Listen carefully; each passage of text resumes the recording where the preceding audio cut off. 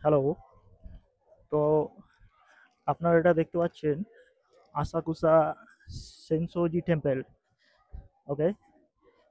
তো আজকে আমাদের সানডে দিন।